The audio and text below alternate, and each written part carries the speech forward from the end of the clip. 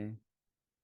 우선은 어제 어제 그림 다시 한번 좀 보면서 오늘 할 거랑 연결해 가지고 설명 좀 드리겠습니다. 어제 그 자료 3입니다. 자료 3에 그림 다시 한번 설명 좀 드릴게요. 이 그림 이제 선생님들도 좋아하시는 그림이 됐죠? 예. 우선은 위치 한번 볼게요. 중간에 뭐가 있죠? 선생님들? 처음에 여기 중간에 메추리알 크기 살라무스 시상이 있습니다. 그다음 요 밑에 시상하부. 그다음 요 밑에 내하수체 전엽 이렇게 기억하시면 되겠죠? 그래서 시상하부 내하수체 이렇게 기억하시면 된다고 그러겠죠?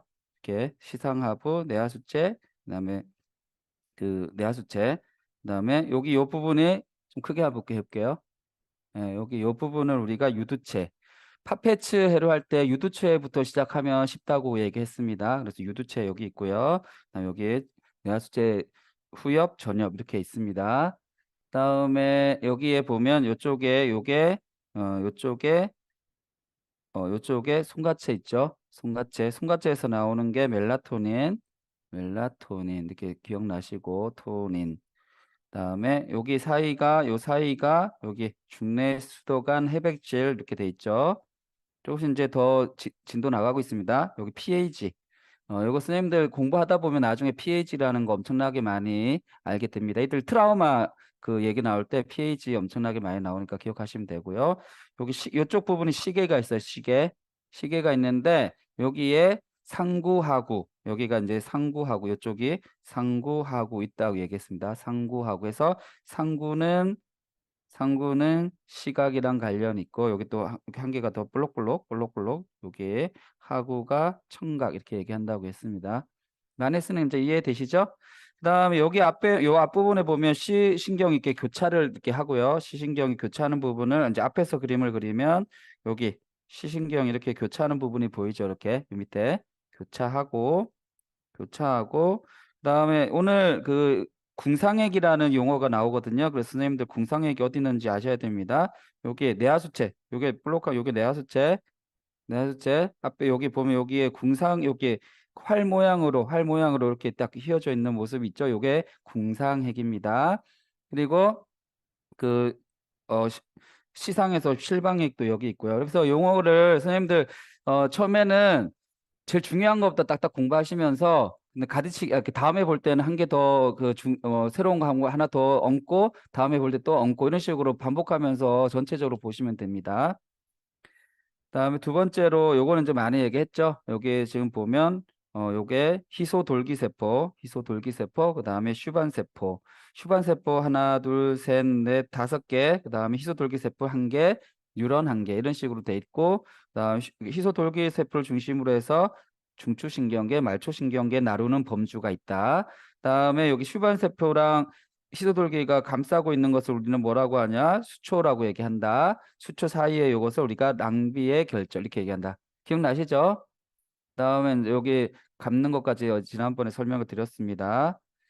그다음에 이제 요거의 그림 제가 제일 좋아하는 그림 두 개 딱 보여드렸어요. 우선은 여기 중간에 중심고랑 이렇게 중심고랑 있고요. 아분동 D감각 이렇게 했던 거 기억나시죠? 그다음에 여기 시상에서 지금 후각을 제외한 나머지 감각들이 다 시상을 타고 간다. 그래서 우리 시상이 감각 중개소다. 기억나시죠? 그래서 시상이 되게 중요하고 우리가 뭐 냄새가 났던 것이 계속 냄새가 안 나고 그다음에 계속 보던 것이 안 보이고 막 이렇게 하는 것들이 다 시상에서 새롭거나 새롭지 않은 것은 새롭고 새로운 것은 이렇게 신호를 전달하는데 새롭지 않고 그다음 중요하지 않다고 생각되는 것은 신호를 전달하지 않아서 없는 것 취급을 하게 되는 거야. 그러면서 이제 저희들이 착시 같은 게 생기는 겁니다. 나중에 이제 또 공부해 보시면 너무 재밌어요.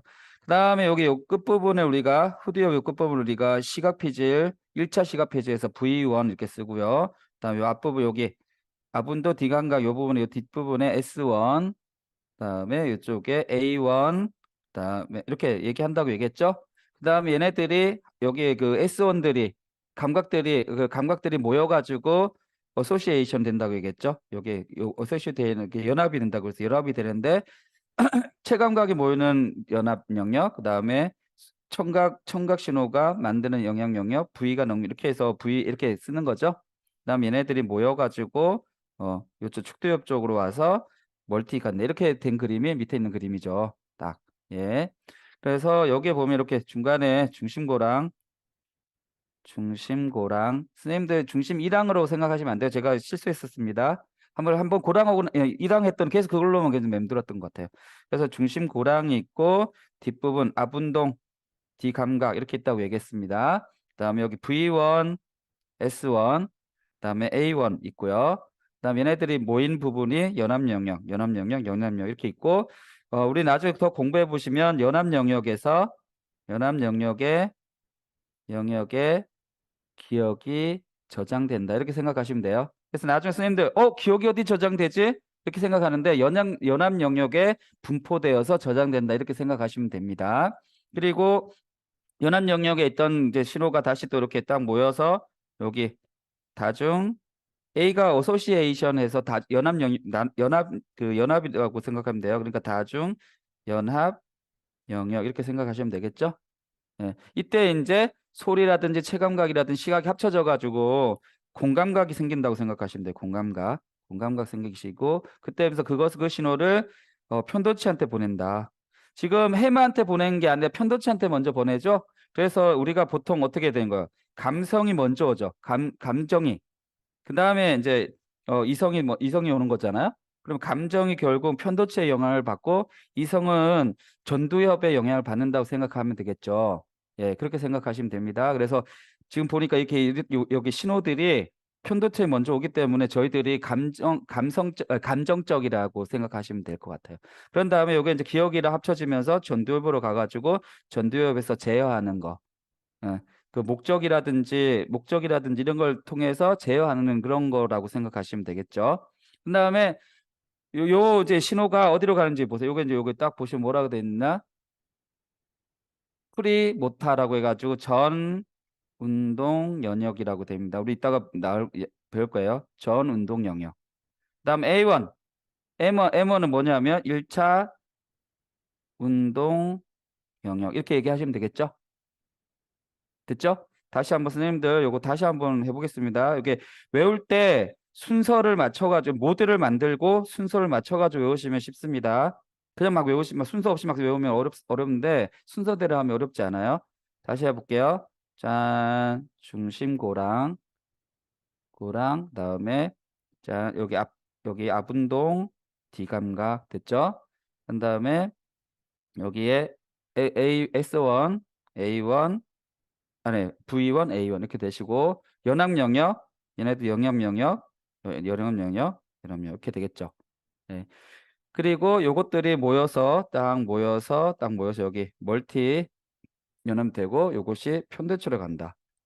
그래서 감정이 빨리 온다는 거 기억하시고 그다음에 이제 기억이랑 합치면서 전두엽에 가서 제어한다 이렇게 생각하시면 되겠죠. 다음에 이제 여기서 제어가 되면 이제 명령을 내리는 거예요.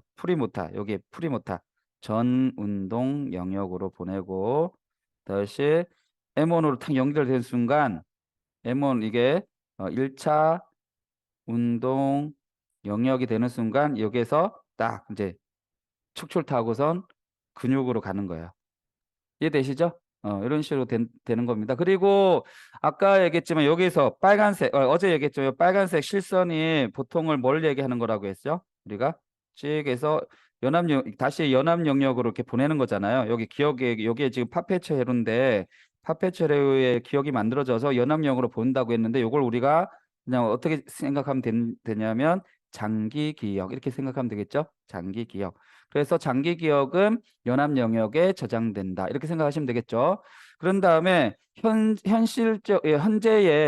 문제를 해결하기 위해서 전전두엽에서 연합 영역에 있던 기억을 이렇게 끌고 오는 거 있어요. 순식간에 이렇게 끌고 오는 점선이 있어요. 요걸 우리가 작업 기억이라고 얘기하면 된다. 이런 그림이라고 생각하시면 돼요. 예. 이해되시죠? 이렇게 해서 넘어가겠습니다.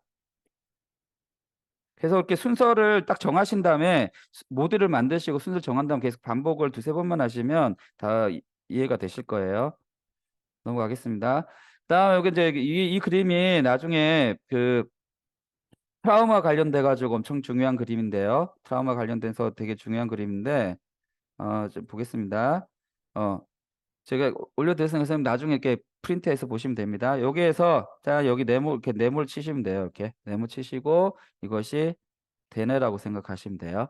그러면 우선 여기 공포 자극이 들어왔습니다. 그러면 여러 가지 그 감각이 시상에 들어간다고 얘기했어요. 그래서 이것이 감각 중개소 이렇게 얘기했습니다. 시상 타고 들어갔어요. 그런데 후각만 시상을 안 타고 간다. 이렇게 기억하시고 그다음에 여기 이제 신호가 들어가지고 편도체를 가가지고 가면 요게 빠른 반응이라고 얘기했고요.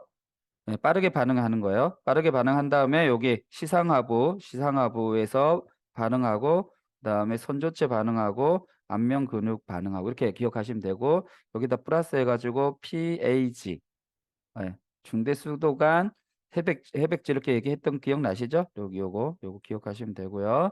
그다음에 여기 대뇌 가가지고 얘네도 막 지금 보니까 1차 PG 지금 대뇌를 간 다음에 가는 거 있죠. 그러니까 요걸 우리가 느린 반응 이렇게 얘기하시면 됩니다. 느린 반응 이렇게 얘기하시면 되고요. 그다음 여기 지금 보면 여기 아나 전전도요. 이거 되게 중요하죠. 여기 별표 이게 별표 쳐놓으시고 지금은 시험에는 안 나올 수 있는데 가장 중요한 게 아나 전전두엽이에요. 그래서 우리가 막 애들 흥분하고 힘들고 막 할 때 그 여기 아나 전전두엽이 기능을 잘하면 선도체를 활성화를 낮춰주는 거예요. 그래서 아나 전전두엽이 이제 나중에 배울 텐데 뭐 가치가 있다는 거를 이제 알려준 다음에 편도체의 활성을 낮추는 그런 역할을 하기 때문에 아나 전전두엽이 나중에는 우리가 뭐라 그러냐면 그 강화시켜야 된다. 아나 전전두엽을 강화시켜야 되는 거죠. 예. 아이들 흥분되고 하면 편도체가 너무 활성되면 아나 전전두엽이랑 전두엽 부분이 그러니까 약화가 되기 때문에 제어를 할 수가 없는 거죠.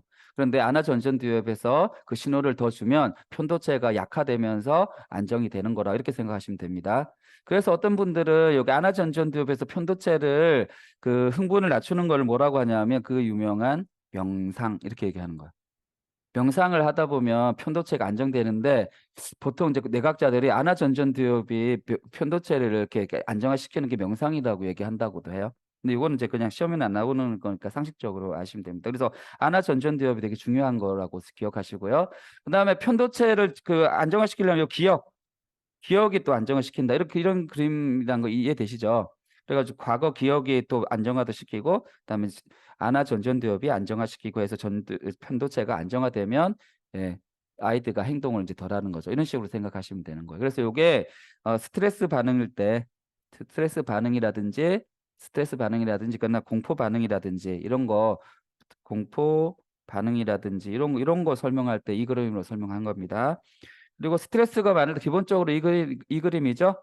요게 시상하부내하 수체 부신피질 시상하부내하 수체 부신피질 이렇게 요거 기억하시면 되고 요거를 이제 저도 시험 볼 때 요거 시험 문제 나왔었어요. 그래서 HPA 쓰고 요거 쓰고 시상 쓰고 뭐 내하 수체 쓰고 이렇게 하는 거.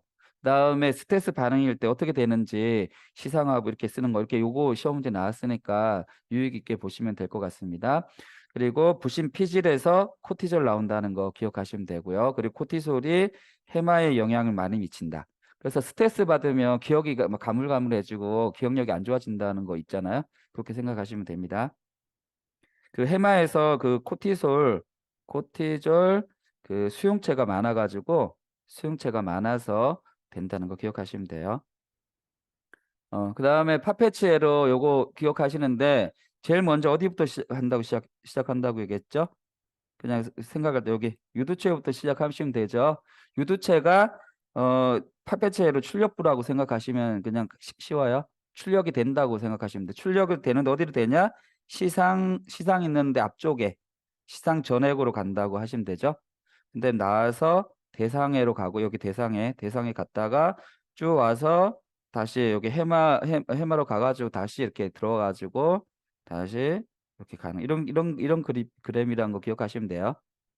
예. 서클이 그 순환 회로가 만들어져야 되는 겁니다. 다시 한번 그려볼게요, 선생님들. 자, 다시 그려볼게요.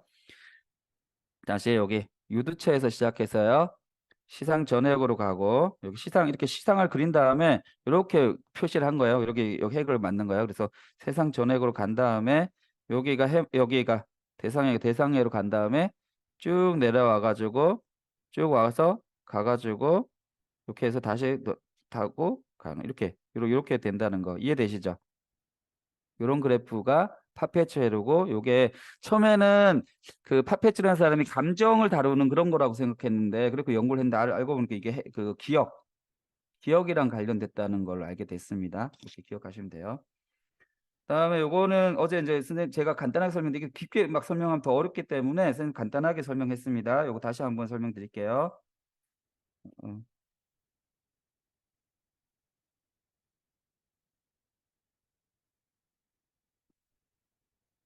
지금 안정 상태라는 얘기는 여기 그 채널이 닫혀 있다고 생각하시면 돼요.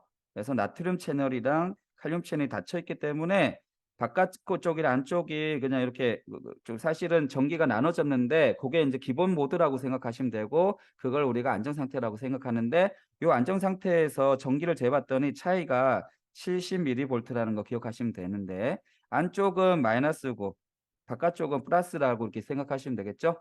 그러다가 처음에 여기 나트륨 채널이 딱 열려서 나트륨이 들어오죠. 그럼 여기 나트륨이 Na 플러스라고 얘기하잖아요, 선생님들. 그 양전화 양전. 그러니까 플러스가 점점 많아진다고 생각하시면 돼요.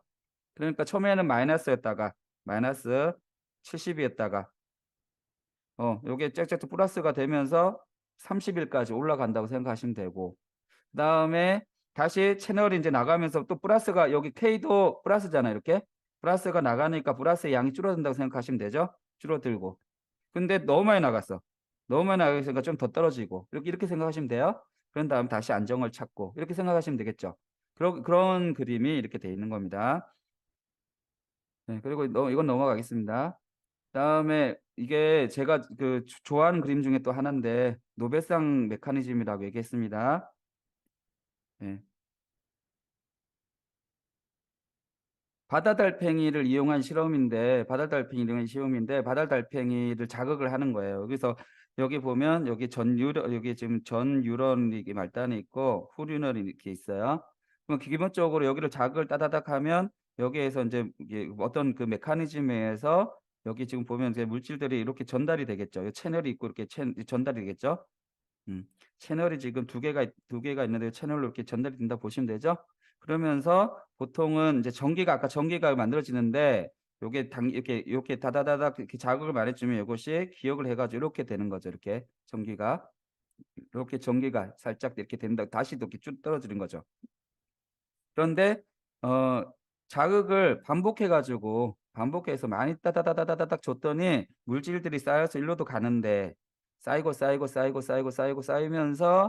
쌓이면서 여기 그 메커니즘은 자세히는 하면 좀 어렵기 때문에 간단하게만 설명할게요. 여기에 지금 여러 가지 메커니즘이 또 있습니다. 이렇게 되면서 물질들이 이렇게 뭐 주고받고 하면서 여기 해관으로 얘네들이 들어가요.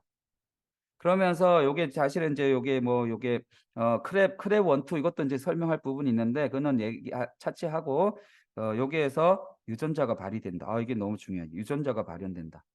유전자가 발현된다는 얘기는 DNA가 그냥 열셀만 있다가 얘네들이 이렇게 작동을 한다는 얘기잖아요. 작동했더니 단백질이 만들어진다. 단백질이 만들어지고 여기에서 여기 채널에다가 전기를 준다. 그랬더니 얘네들이 원래는 이렇게 된 단기 기억인데 길게 더 오래 가더라. 이해되시죠? 그다음에 또 이런 유전자 발현되면 이렇게 더 많아지고 하면 더 채는 더 많이 되고 이렇게 되면서 중요한 것은 뭐냐면 구조가 변한다. 그래서 우리가 애들한테 요거 강조하는 건 뭐냐면 경험하면 내가 변한다. 진짜 변한다. 구조적으로 진짜 변한다. 이게 되게 강조해야 될 부분인 것 같아요. 예. 이게 이렇게 진짜 변한다는 거 되게 중요합니다. 그래서 요걸로 이제 설명하면 이제 아이들한테 야, 뭐죠, 그거 어, 벼락치기 공부 같은 것도 이제 이걸로 설명할 수 있어요. 벼락치기 공부 같은 경우는 여기 재료가 없이 계속 빨리빨리 이렇게 여기 자극만 주는 거잖아요. 그럼 재료가 없이 계속 자극만 주면 나중에 어떻게 되면 재료가 없기 때문에 또 단백질이 안 만들어질 수도 있죠. 그러니까 영양가 있는 거 먹어가면서 또 공부를 해야 된다는 그 얘기도 될 수도 있고 막 여러 가지를 아이들한테 그런 식으로 설명을 할 수 있어요. 그리고 요게 단백질이 유전자가 발현하고 단백질이 만들어지는 데는 시간이 필요하잖아요. 그러면 기억을 하기 위해서는 시간도 필요하다. 뭐 이런 식으로도 또 설명도 가능합니다. 요렇게 설명을 하는 게 장기 기억, 단기 기억 이렇게 설명하는 겁니다. 그래서 단기 기억이랑 장기 기억은 우리가 그냥 옛날 생각할 때는 뭐 짧은 시간 동안 기억하면 단기 기억, 길게 생각하면 단기 이렇게 생각하는데 그게 아닌 거죠. 단기 기억은 그냥 단기 기억이랑 장기 기억의 가장 큰 차이점은 유전자가 발현되느냐 안 되느냐 이 차이점이죠. 유전자가 발현되고 안 되고 해서 실제적으로 거기에 스파인이 만들어지고 스파인들이 연결돼 가지고 그 뇌의 구조가 실제로 시냅스의 패턴이 바뀌는 거를 장기 기억이라고 생각하시고 생각하셔야 됩니다. 그래서 요 그림 제가 좋아하는 그림이니까 좀 보시면 되고요. 그다음에 오늘 이제 배울 의식이랑 관련돼 가지고 배울 부분인데 여기 그물 형성체가 여기에 지금 시상이 있고 시상하부 있고 그다음에 여기 교내, 척수, 연수 이렇게 있는데 여기를 딱 연결돼 가지고 여기에 어 그물 형성체가 있고요. 그물 형성체가 있고요. 그다음 그물 형성체는 어떻게 되냐면 신경세포 뉴런들이 이렇게 막 연결돼 있는 거예요. 이렇게. 그물처럼. 그러다 보니까 만약 여기에 자극을 준다 그러면 어떻게 될 수가 있겠죠? 한꺼번에 딱 전달이 확 되겠죠. 그런 현상이 일어나 가지고 이렇게 설명하면 우리가 이렇게 아픈 거를 연결해 가지고 촉감이 시상 가서 뭐 대뇌 가서 운동 피질로 가서 움직인다 이런 식으로 될 수 있는데 만약에 그물 형성체에다 영향을 준다 그러면 한꺼번에 이렇게 딱 전파하는 그런 식으로 작동을 한다라고 생각할 수가 있습니다. 그다음에 요거는 이제 그냥 넘어갈게요. 시간이 없었기 때문에. 여기서 중요한 것은 뭐냐 하면 뇌는 예측하는 예측 추론 기계다. 그래서 예측을 하고 이렇게 예측을 하고요. 그 예측에 대해서 관찰을 하고 요 차이가 있어요. 요 차이. 디스크리펀시가 차이를 우리가 뭐라고 하냐면 어 차이가 서프라이즈. 아니면 그 예측 오차 이렇게 얘기하는 거예요. 그래서 요거 서프라이즈 예측 오차를 줄이는 쪽으로 뇌가 작동을 한다. 이렇게 기억하는 게 능동 추론입니다. 그래서 선생님도 같이 이거는 지금 책도 잘 안 나오긴 한데 예, 장기적으로 같이 공부해 보시면 뇌의 작동 원리를 공부하는 거기 때문에 되게 중요하고 이게 지금 최첨단 이론입니다. 능동 추론. 예, 이렇게 막 엄청나게 논문도 되게 많이 나와요. 예, 그렇게 하시고 예. 그다음에 요거 이제 오늘 해야 될 부분 정리 좀 할게요. 여기 이제 선생님들 스타일 좀 아시죠? 요거 예, 도파민이 있어요. 이렇게 도파민. 다시 요걸로 할게요. 안 보이니까 도파민이 있어요. 도파민의 바로 전구물질은 L도파. 그다음 더 전구물질은 타이로신. 기억나시죠? 그다음에 요것이 노르에피네프린. 그다음에 에프네프린 이렇게 전달된다는 거 기억하시고 차이점은 얘네들이 조금씩 뭔가 바뀌면서 됐다는 거 기억하시는데 여기에서 요거 벤젠고리에 OH기가 두 개 있는 것을 카테콜이라고 얘기한다고 그랬죠? 이렇게 해서 벤젠고리인데 OH기가 물 같은 수산하게 OH기가 두 개 있는 걸 우리가 카테콜이라고 얘기했고요. 다음 여기 NH2, 뭐 NH1, 뭐 NH3 이렇게 있는 거 이렇게 NH가 붙어 있는 걸 우리가 아민이라고 얘기한다고 얘기했어요. 얘 같은 경우가 여기에 지금 이렇게 아민으로 돼 있죠. 이렇게 아민 돼 있죠. 그래서 얘네들이 뭐라고 하냐면 카테콜 아민 이렇게 하는 겁니다. 얘네들은 카테콜 아민이에요. 카테콜 아민 쪽이라고. 카테콜 아민 유 이렇게 생각하시면 되고요. 그다음에 얘 같은 경우는 세로토닌 중요한 건데 세로토닌의 전구 물질은 여기 크립토판. 그다음에 얘네들이 변해가지고 이렇게 어 멜라토닌 된다고 기억하시고 되고 더 이렇게 변하면 여기 이런 니코틴도 관련 있다는 거 기억나시죠? 니코틴 이렇게 생각하시면 돼요. 그다음에 그다음에 또 또 용어가 또 나오는데 이런 것도 있어요. 아민유라고 있어. 아민유라고 있는 건 아까 얘기했지만 N, H 뭐 이렇게 붙어 있는 거를 N이랑 H 이렇게 붙어 있는 거 아민이라고 얘기한다고 했죠. 그래서 아민유. 그러니까 얘네들은 지금 아민유라는 거 얘도 뭐 얘네들 다 아민유라는 거 알겠죠? 이렇게 용어 이렇게 용어를 확인하시면 됩니다. 그래서 요거는 여기 그 뭐 이렇게 화학식은 알 필요는 없지만 그래도 요건 좀 아셔야 될 것 같아요. 여기 도파민이 티로신, 그다음에 노르아드레날린 이거, 그다음에 세로토닌은 크립토판이고 멜라토닌 되고, 그다음에 글루탐산이 가바가 되고 이렇게 이런 거 이 정도 아시면 되겠죠. 그다음에 여기 글리신이라는 게 있네. 글리신 오늘 이제 배울 건데 글리신도 있습니다. 그다음에 여기 글루탐산이 있어요. 글루탐산 또 보니까 이제 우리 이제 눈에 보이죠. 이렇게 아민기 있죠. 이렇게 아민기 있죠. 이렇게 NH 있는 게 아민기고, 그다음에 얘네들이 덩어리가 얘가 이렇게 떨어져 나갔네요. 요게 아세탄 요게 떨어져 나갔어요. 떨어져 나가서 수소가 붙었어. 이걸 우리가 가바라고 얘기해서 우리가 글루탐산 되게 신기해요. 요것만 떨어졌다고 해서 정기적인 신호가 달라지는 거죠. 얘 같은 경우는 얘 같은 글루탐산 너무 중요한데 얘는 뭐냐면 가바는 억제하고 그다음에 글루탐산을 활성화시키고 완전 이게 요게 떨어져 나감으로 해서 작동하는 방식이 다르다는 거 이제 이해되시죠? 그래서 요거를 글루탐산은 뭐 이렇게 문제에서는 가바의 전구 물질이다. 이렇게 설명합니다. 전구 물질은 글루탐산 이렇게 기억하시면 되겠죠? 그다음에 오늘 그 아세틸콜린 얘기하는데 지금 보면 요 콜린을 이렇게 된 거를 요까지를 이렇게 콜린이라고 얘기해요. 요걸 아세틴이라고 하거든요. 그래서 요게 아세틸콜린 그러니까 이름이 이렇게 아세틸콜린이라는 얘기는 물질들이 이렇게 맞게 돼 있다는 거 요것만 기억하시면 돼요. 그래서 여기도 보면 지금 여기 NH가 있다는 거죠. 이렇게 아민기가 이렇게 있다는 거 기억하시면 됩니다. 네, 여기까지 하고 이제 쭉쭉쭉 나가는 걸로 하겠습니다. 교과서 보실게요. 교과서 48쪽을 보겠습니다. 네, 48쪽에 보면 확장성 조절계라고 이렇게 돼 있어요. 네. 지금 확장성 조절이라고 얘기하는 것은 뭐냐면 이렇게 여기에서 신경세포체에서 이렇게 축삭이 쭉 나간 다음에 얘네들이 스프링클러처럼 여기에서 가지가 살짝 또 나고요. 가지가 나고 여기에다가 스프링클러처럼 빠바바바 이렇게 난다는 거죠. 이런 식으로 내 가지고 전체적으로 신호를 전달하고 하는 거죠. 그래서 순식간에 탁 이렇게 예를 들어서 노르에피네프린이 순식간에 여기 이 전역에 나기 때문에 각성이 순식간에 탁 된다고 보시면 되겠죠. 이런 식으로 생각하시면 돼요. 그래서 우선은 여기에 핵이 뭔가 보시면 돼요. 여기에 그 축삭을 내놓는 핵이 여기 청반, 이 부분 얘는 청반에서 이렇게 축삭이 나와가지고 스프링쿨러처럼 이렇게 쫙쫙 해가지고 각성을 시킨다라고 기억하시면 되겠죠. 그래서 저는 외울 때 청로로 이렇게 외웠으면 쉽죠. 청반은 노르에피네프린 이렇게 하시면 되고요.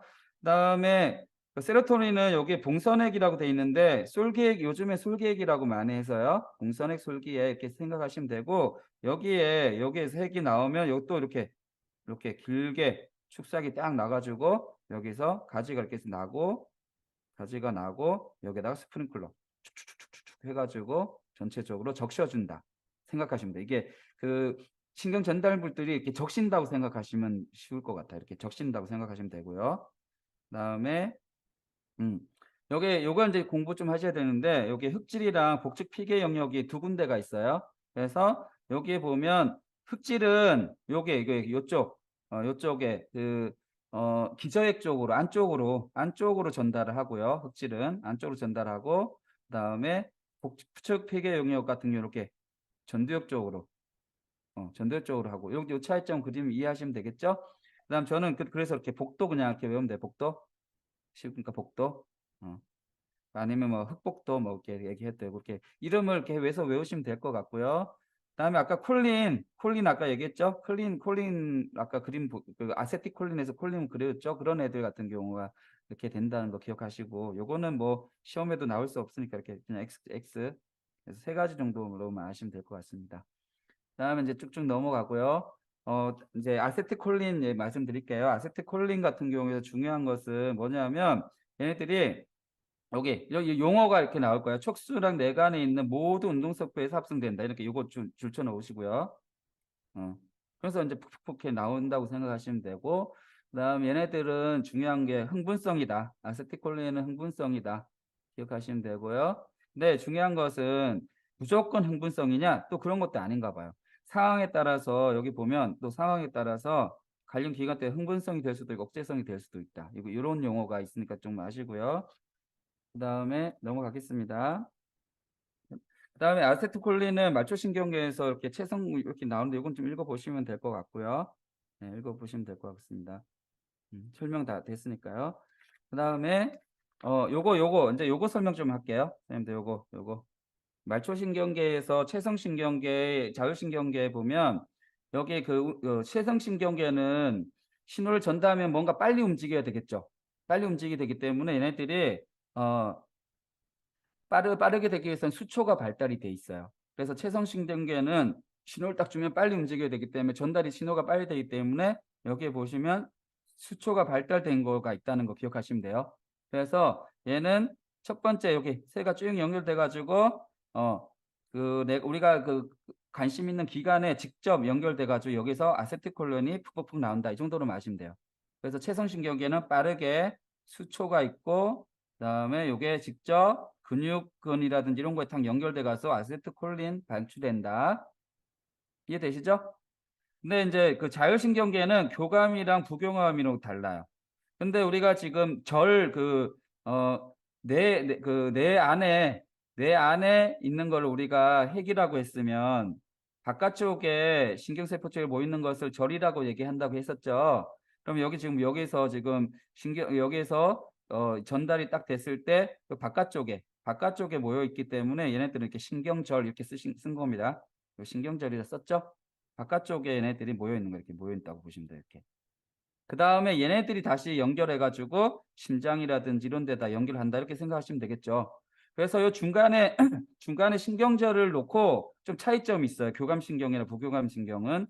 그래서 교감신경은 여기 안쪽이 짧아요. 안쪽이 짧아요. 그 다음에 부교감신경은 안쪽이 이렇게 길어요. 이렇게. 그 다음에 공통점은 수초가 있다. 수초가 있죠. 여기 보시니까 여기 보면 여기 절이 있고 네, 절이 있고 그다음에 여기 보면 수초 있죠.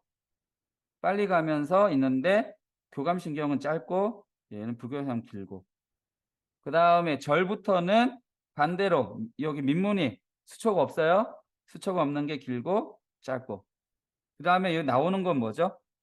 나오는 거는 이게 다 차이점이 있어요. 부교감신경은 여기랑 다 아세틸콜린 되죠?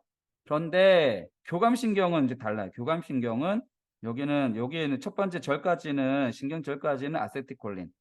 근데 여기서 그절 이후의 뉴런은 노르에피네프린 차이점 있죠. 그래서 요거 기억하시면 됩니다. 지금 다시 한번 또 반복 한번 해볼게요. 그냥 똑같은 이제 순서 비슷하게 만드신 다음에 외우는 순서 만드신 다음에 순서 따지시면 쉽습니다. 체성신경계, 자율신경계 있는 거 아시죠? 체성신경계는 운동의 운동. 그렇기 때문에 빨리 전달하면 좋겠죠. 이렇게 생각하시면 돼요. 그래서 수초가 있기 때문에 빨리 이동한다. 그리고 아세틸콜린. 이렇게 생각하시면 되고요. 그다음에 교감신경은 여기가 신경절이 있어요. 신경절이 있고 짧고 길다. 그리고 여기는 수초가 있다. 전에는 수초가 있다. 그다음 후에는 수초가 없다. 이해되시죠? 그다음에 교감신경은 아세틸콜린, 그다음에 노르에피네프린. 그다음에 부교감신경은 아세틸콜린. 대충 아시겠죠? 이렇게 기억하시면 됩니다. 그다음에 이제 쭉쭉 넘어갈게요. 이제 많이 했으니까. 이제 모노아민 이제 무슨 얘기인지 아시겠죠? 아까 그림 그릴 때 모노아민. 아민 종류가 이렇게 NH 이렇게 있는 게 한 개 있다, 한 개 있으니까 아민 종류였는데 아까 도파민이라든지 노르에피네프린 얘네들이 다 모노아민이었던 거 기억나시죠? 그렇게 생각하시면 됩니다. 리을에 보시면 세로토닌 보시면 아까 크립토판이 전구물질이죠. 이제 아시겠죠? 다음에 에피네프린, 노르에피네프린, 도파민은 전구물질이 뭐였어요? 티로신. 됐죠? 다음 여기 모노아민에 속하는 것은 아까 내가 이거 도파민, 세로토닌 이거였죠? 이렇게 생각하면 안 어렵죠? 이해되시죠? 모노아민이라는 건 이제 이해됩니다. 그 다음에 이제 거기 안에 이제 도파민이 있는데 도파민은 시험에 제일 나오기 때문에 많이 좀 공부하셔야 되는데요. 도파민은 크게 흑색질이랑 여기 중간 변형계 두 개로 나눈다. 그래서 흑색질 같은 경우에는 왜 흑색일까요? 멜라닌 색소가 있기 때문에 흑색인 거죠. 이렇게 생각하시면 돼요. 우리가 눈동자가 뭐 검은 이유가 멜라닌 색소 있다. 뭐 머리가 검은 이유가 멜라닌 색소 이런 거 좀 아시잖아요. 그런 것처럼 흑색인 이유가 멜라닌 색소 있다. 이렇게 생각하시면 안 까먹겠죠. 그다음에 이것은 아까 중내에 있었죠. 중내. 앞쪽에 흑색질이 뒤쪽에 있었고 앞쪽에는 백조 피계 영역 있었죠. 그렇게 기억하시면 돼요. 그다음에 그 흑질이랑 관련된 것은 도파민. 도파민 아니라 파킨슨병. 그래서 얘는 근육경련이랑 관련된 거, 파킨슨병. 그 다음에 여기 중간 변형계 요거는 이렇게 보시면 그냥 좀 될 것 같아요. 이렇게 보시면 되고요. 니코틴이라든 코카인 이런 것들이 다 요거와 관련돼 가지고 중독이랑 관련이 있습니다. 그다음 이제 노르에피네프린, 노르아드레날린이 같다고 얘기했어요. 여기서 중요한 것은 여기 보면 이런 거 아까 노르에피네프린, 노르아드레날린 아까 교감신경에서 같은 거 기억나시죠? 교감신경 다시 보실게요. 여기 보시면 여기 아세틸콜린, 노르에피네프린, 교감신경 이해되시죠? 그 얘기 지금 써 있는 겁니다. 이렇게 그래서 교감신경에서 된다 이렇게 생각하시면 되고요. 넘어갈게요. 세로토닌은 여기 용어 하나 외우실게요. OHT 이렇게 OHT. 여기 아까 술기액에서 나온다 그랬죠? 그다음에 봉선액이라고 전고물질이 크립토판, 우울증에 관련된 거 이렇게 쓰시면 되고요. 그다음에 다른 이제 신경절들 여러 가지 아미노산이 있는데 그 중에서 흥분성과 억제성이 있는데 아까 흥분성에 글루탐산 있었죠? 글루탐산이 전고물질이고 요가 변하면 뭐가 되죠? 가바가 되죠? 이렇게 생각하시면 된다고 얘기했습니다. 글루탐산, 전구물질. 그 다음에 억제성에서는 이제 여기 가바가 나오죠. 가바 나오고 하나만 더 외울게요, 선생님들. 여기 그 글리신. 한 번 더 외울게요. 글리신 있어요. 글리신. 글리신이 뭐냐면 우리가 잠잘 때 몸은 안 움직이죠. 그러니까 머릿속에서 꿈을 꾸고 막 하면서 머릿속에서는 뇌가 막 작동을 하는데 여기 그 대뇌가 있는데 대뇌가 아니라 이게 우리 그 해골 있잖아요. 뭐죠? 방구 이렇게 뼈가 있잖아요. 뼈 밑으로는 척수가 되는데 척수 밑으로는 안 움직이게 하는 호르몬 이게 있는 거 무슨 안 움직이게 하는 신경 전달 물질이 있는 거예요. 그것이 글리신이에요. 그러니까 밤에 만약 글리신이 딱 나오면 잠잘 때 글리신 나오면 딱 안 움직이는 거죠. 이해되시죠? 네. 그래서 요게 그 적어 놓으시면 뭐 수면 시 골격근 마비 이렇게 쓰시면 마비 이렇게 해 놓으면 괜찮겠죠? 근데 어떤 수면이냐면 렘 수면. 막 머리는 이렇게 막 그 뇌는 막 작동을 하는데 렘 수면 시 골격근이 마비가 되는 것이 요게 글리신 기억하시면 됩니다. 얘도 억제 작용인 거예요. 예. 그다음에 이제 폴리펩타이드 폴리펩티드가 있는데 요게 펩티드가 있는데 신경 전달 물질 중에서도 그 펩타이드가 있는데 요걸 우리가 신경 펩타이드라 하고요. 신경 펩타이드 중에서 중요한 게 요거 신경 펩타이드 Y. 예, 줄좀 쳐 보시고 신경 펩타이드 Y는 이렇게 신경 스트레스 반응, 하루 리듬, 그다음에 심혈관계 조절 이렇게 요 정도 기억하시면 되고요. 얘는 중요한 게 뭐냐면 글루탐산을 억제해요. 이렇게. 알겠습니다. 그래서 그럼 왜 그러냐면 글루탐산이 많이 나오면 막 방출되면 막 경련이 일어나기 때문에 그걸 조절한다고 생각하시면 됩니다. 그래서 여기 지금 줄 쳐볼게요. 이렇게 그거 조절한다. 그루탐스 억제해서 조절한다. 기억하시면 되겠죠? 그래서 이거 좀 이렇게 주의 깊게 보시면 되고요. 그다음에 얘가 식욕이랑 또 관련이 있어요. 식욕 자극하는 거죠. 그런데 요거에 또 반대로 신경 펩타이드를 억제하는 물질이 나오면 반대로 식욕 감퇴한다 그렇게 생각하시면 되겠죠? 그래서 요거 신경 펩타이드는 공부 좀 이렇게 해보시면 됩니다. 그다음에 요거는 3번에 엔도카바비노이드 요거 같은 경우는 그냥 요것만 이렇게 요거 그냥 유일하게 지방질이라는 거 기억하시면 되고요. 그다음 얘네들 같은 경우는 역방향 신경 전달 물질이라고 생각하시면 되고요. 예. 그다음에 요거 저는 요게 산화질소도 신경 전달 물질이라는 거를 이거 공부하면서 알았는데 산화질소도 신경 전달 물질이라고 합니다. 그러니까 얘 같은 경우는 뭐예요? 기체죠, 기체. 예. 기체. 최초의 기체라고 기억하시면 되고요. 그다음에 뭐 이 정도로만 아시면 될 것 같아요. 최초 기체 이런 거 생각하시면 되고요. 그다음에 감각 수용계가 있는데 감각 수용계에서 가장 중요한 건 아까 시상이랑 얘네들이 다 시상이랑 연결된다는 거 기억하시면 되겠죠? 시상이랑 연결되는 거 아시면 되고 그다음 여기 다음 장에 좀 적어 볼게요, 선생님들. 여기다가 이거는 요거 제가 좋아하는 거 이렇게 넣어 놨는데 올리기요. 음. 요거는 선생님 좀 아셔야 될 거 있어 가지고 좀 정리 좀 드릴게요. 뭐냐면 감각을 두 가지로 나눠요, 이렇게 선생님들. 보통 이제 일반 감각, 그다음에 특수 감각. 그다음에 일반 감각은 척수신경과 관련있어. 척수신경. 척수신경은 몇 쌍이죠? 31쌍이죠? 이렇게 척수신경으로 입력이 돼요. 그다음에 특수 감각 같은 경우는 뇌신경. 그래서 12쌍 그 관련이 돼요. 그래서 뭐 후각이라든지 미각, 그다음에 청각, 시각, 균형 감각은 특수 감각이라고 얘기하고 나머지 보통 우리가 막 온도 감각, 가려움, 그다음 통증, 그다음에 내장 감각, 그다음에 촉각, 그다음에 다른 막 이렇게 기타 고유 감각들 이런 것들을 우리가 일반 감각이라고 얘기하는 거죠. 그다음에 일반 감각은 이제 중요한 게 뭐냐면 근육의 긴장도에 따라서 달라지고 그다음 근육의 길이 변화, 길이 변화 때문에 달라지는 거야. 일반 감각은. 그러다 보니까 얘네들이 어떻게 되냐면 내 몸속에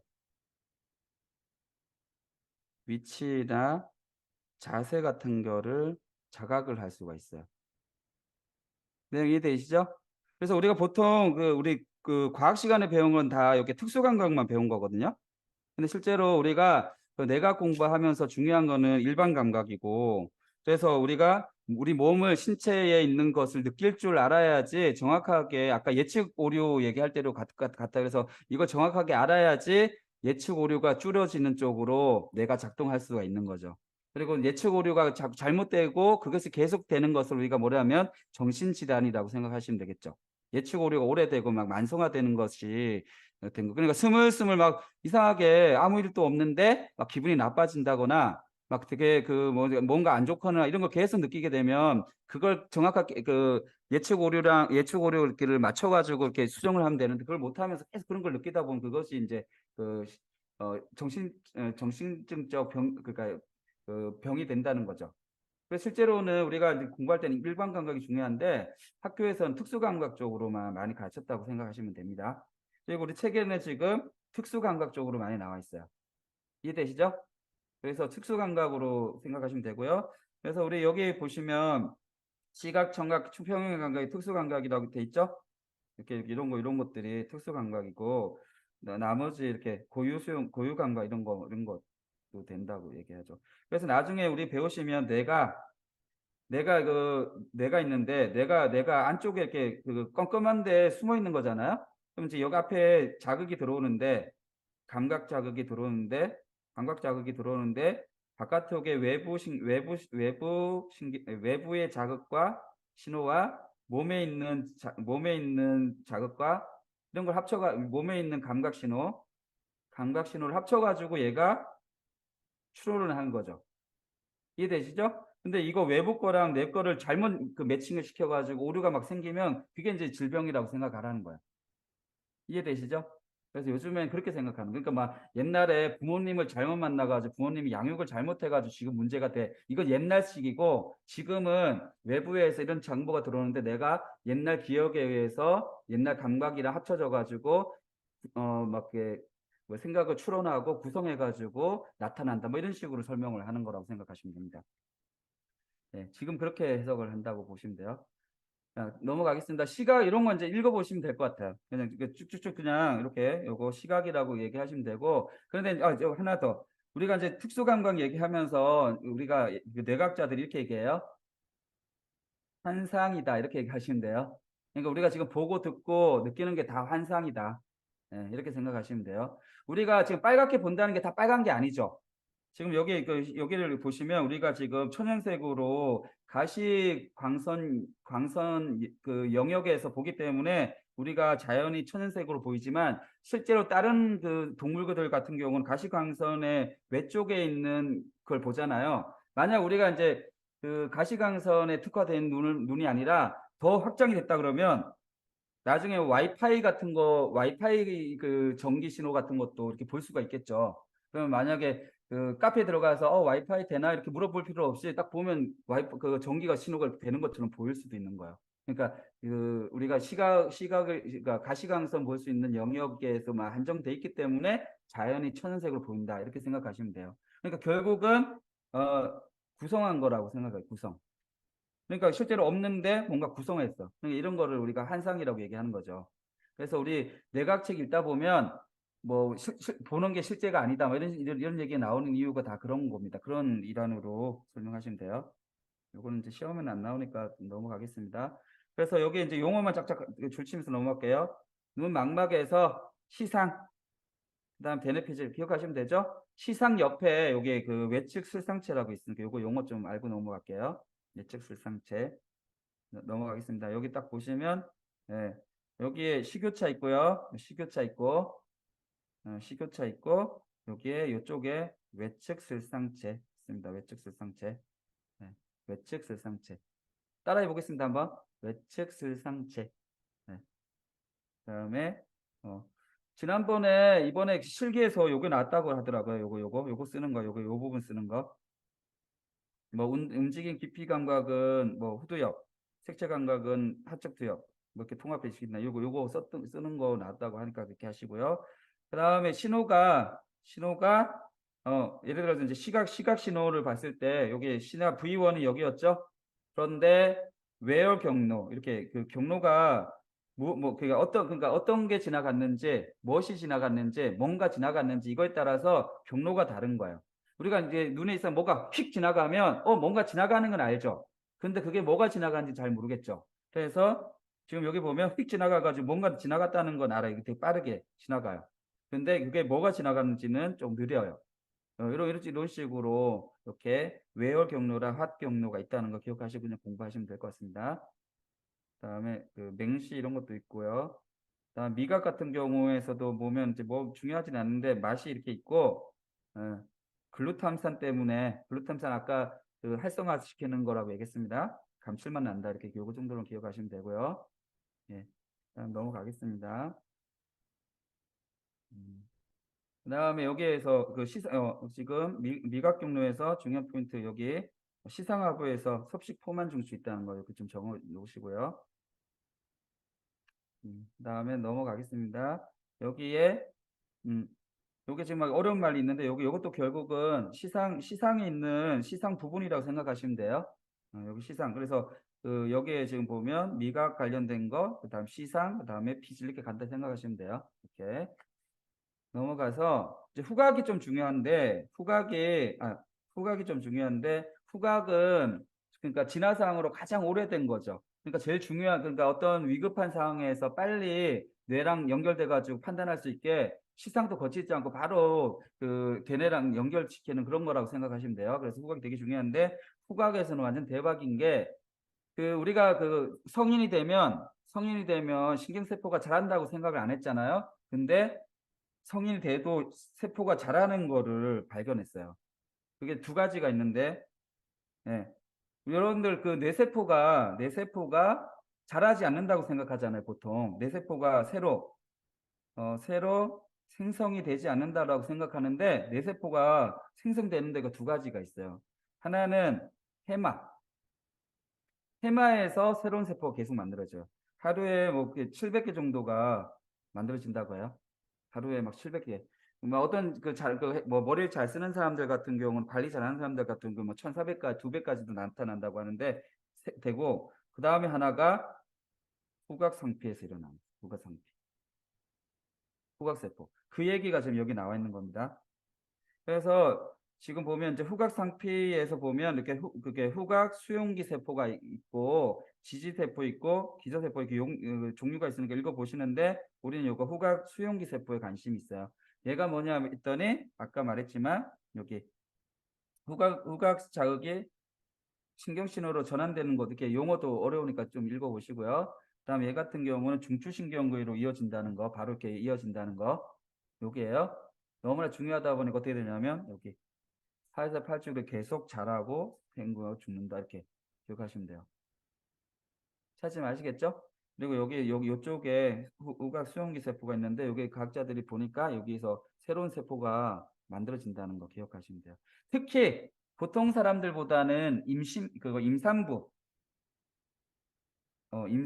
이런 그 선생님들 임산부들은 되게 후각이 되게 민감하잖아요. 요거 때문이라고 한 것 같아요. 지금 저희들 센터에 이제 임신하시는 선생님 계신데 진짜 신기했어요. 막 냄새가 안 났던 게 난다 막 이런 얘기 막 하는 거예요. 그러면 제가 와, 이 부분이 지금 새로운 세포가 많이 만들어져서 그렇구나 이렇게 제가 생각해 봤는데 그런 부분이라고 생각하시면 됩니다. 그래서 새로운 세포가 만들어지는 게 해마, 후각 상피다 이렇게 기억하시면 되고 나중에 우리 아이들 가르쳐 주실 때 해마에서는 새로운 세포 계속 만들어지기 때문에 야, 기억력이 감퇴된다. 그리고 머리 막 때리고 이러면 안 좋아진다. 나이 들면 안 좋아진다. 이런 게 다 과학적으로는 정설이 아닐 수 있다는 걸 좀 설명해 주시면 될 것 같습니다. 그다음에 여기 예제 보시면 이렇게 나와요. 그 후각 자극이 신경신으로 전달되는 것은 후각 수용기 세포 이렇게 이런 거 기억하시면 되겠죠. 그다음에 청각이랑 정전계도 이렇게 읽어보시면 되고요. 예.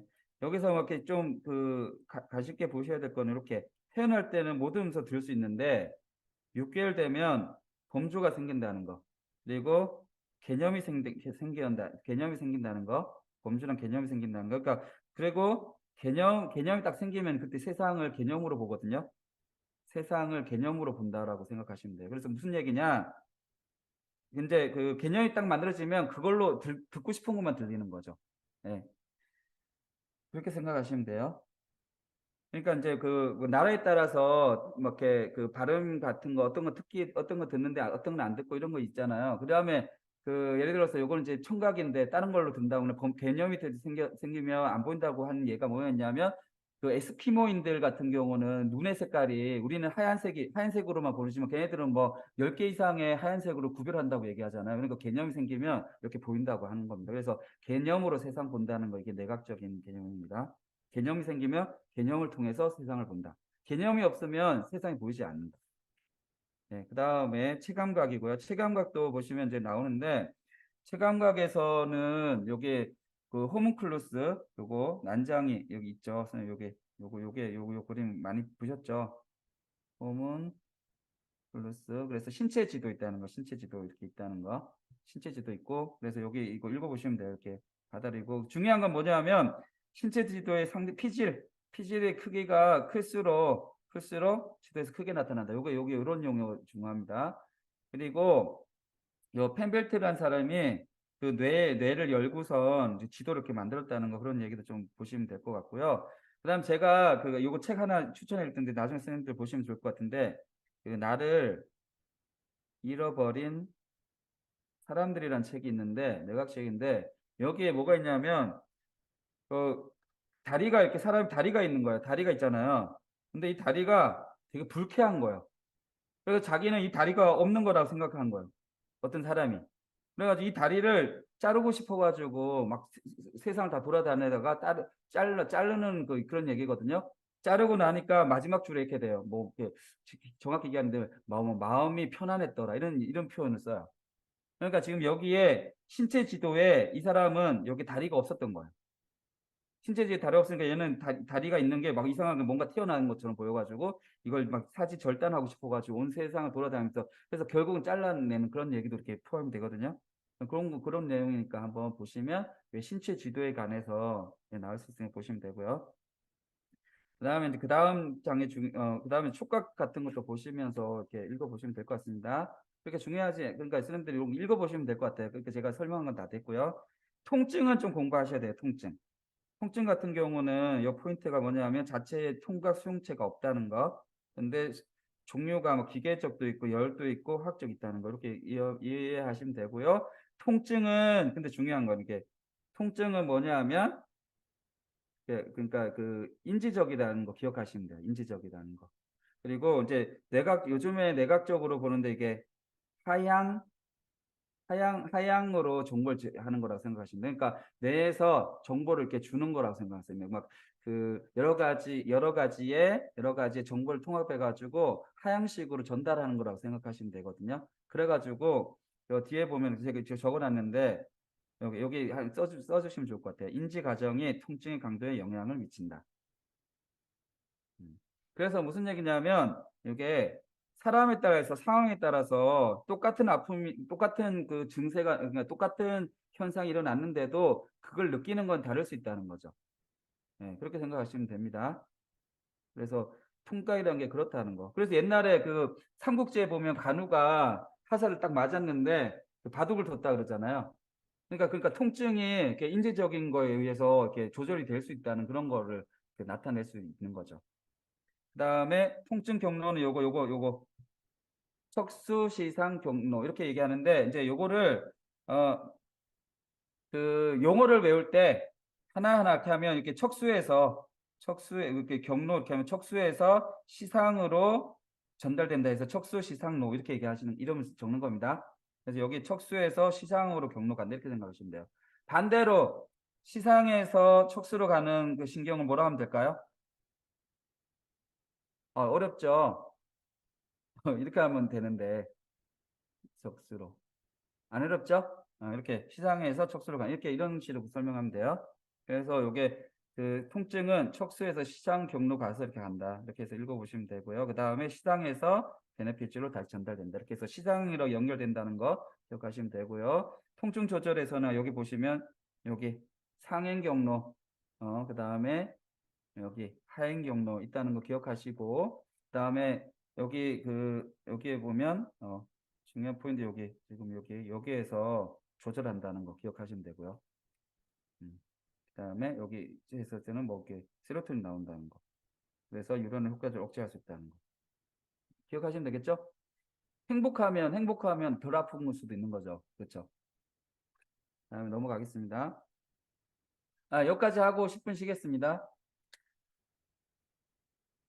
네, 고생하셨습니다. 네, 저 시간이 좀 지났네요. 자, 10분. 어, 힘들어서 통증을 느끼는 분들, 인지적인 현상이니까 기분 좋게 배움의 기쁨으로 세로토닌 팍팍 나오도록 하세요. 자, 잠깐 쉬도록 하겠습니다. 네.